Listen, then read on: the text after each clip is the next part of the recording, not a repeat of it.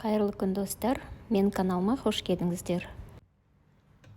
Бүгін біз борщ жасаймыз. Осындай дәмді борщ жасаудың тәсілдерін үйренеміз. Бізге қажет көкөністер: бір кішірек капуста, картошка, пияз, сәбіз, қызылша және көкшөптерді қолданамыз. Салқын суға кастрюльге 6 литр су құямыз. Сүйекті сиыр еті және бір тауықтың жартысын қолданамыз. Сонда сорпамыз өте ерекше дәмді болып шығады. Ет шамамен 1,5 сағат уақытта піседі. Оған дейін капустаны тураймыз.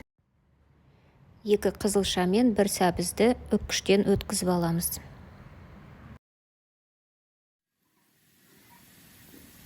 Пиязды ұсақтап турап табаға май құйып қуырамыз. Пияз қуырылып болғаннан кейін сәбізді салып қуырамыз. Қатты қуырып жібермейміз, жай баяу отта бұқтырамыз деп айтсақ да болады. Одан кейін қызылшаны да қосып, араластырып бұқтырамыз.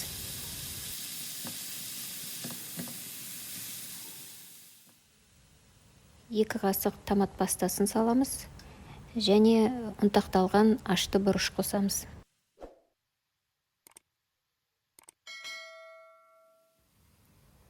Енді қайнап жатқан сорпадан 5-6 ложау құйып, тағы да 5 минуттай бұқтырамыз.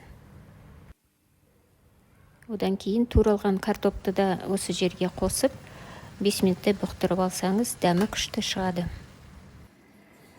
Ет піскеннен кейін етті түсіріп, туралған капустаны сорпаға саламыз. 2-3 минут қайнатып алғаннан кейін табадағы көкөністерімізді қосамыз. Лавр жапырағын саламыз. 15 минуттай қайнатамыз. Паприка мен қара бұрыш сияқты дәмдеуіштерімізді қосамыз. 15 минут өткеннен кейін көкшөптерімізді саламыз және етімізді саламыз. Етті ірі қылып турасаңыздар жақсы болады. Және тауықтың етін борщқа қоспай қойсаңыздар да болады. Егер сарымсақ және имбирді ұнататын болсаңыздар, аздап бір түйірден де қосып жіберуге болады. Сонымен біздің борщымыз дайын болды. Үстіне тағы да көкшөптерді салып, қаймақпен бірге ұсынамыз. Егер видео ұнаса, лайк қойып, менің каналыма тіркеліңіздер. Келесі видеода кездескенше сау болыңыздар.